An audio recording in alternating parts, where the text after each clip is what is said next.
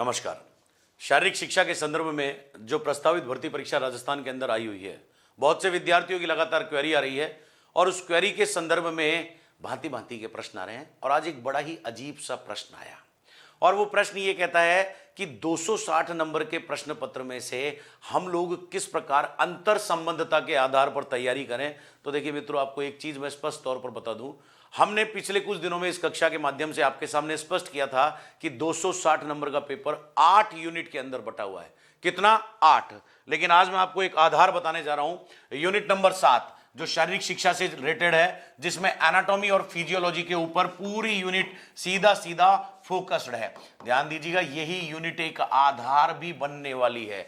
आधार किस प्रकार से बनने वाली है? एनाटॉमी और फिजियोलॉजी से रिलेटेड कुछ चीजें यूनिट 8 में योग के संदर्भ में पूछी जाती है। योग की मुद्राएं, योग के बंध, योग के चक्र, ये सीधा सीधा फिजियोलॉजी के आधार पर आधारित होते हैं। यदि इसी की मैं बात करूं तो यूनिट 6 है स्पोर्ट्स ट्रेनिंग, जिसको हम लोग खेल प्रशिक्षण के नाम से जानते हैं, जो पूरा फिजियोलॉजिकल फंक्शनिंग के ऊपर निर्भर करती है कि किस प्रकार से शरीर के ऑर्गन्स काम करते हैं और उन ऑर्गन्स के आधार पर दक्षता शरीर के अंदर काबू में लाई जाती है। यदि हम लोग यूनिट 4 की बात करें, स्पोर्ट्स साइकोलॉजी, जिसे खेल मनोविज्ञान के नाम से जाना जाता है, यह खेल मनोविज्ञान है तो मनोविज्ञान बेस्ड, लेकिन कहीं ना कहीं इसमें साइकोलॉजी के साथ साथ फिजियोलॉजी का भी पुट डाला गया है। और एक यूनिट आती है पहली, जिसके अंदर शारीरिक शिक्षा के बायोलॉजिकल फाउंडेशंस हैं, जैविक आधार है, जो सीधा सीधा एनाटॉमी और फिजियोलॉजी के आधार पर आधारित है।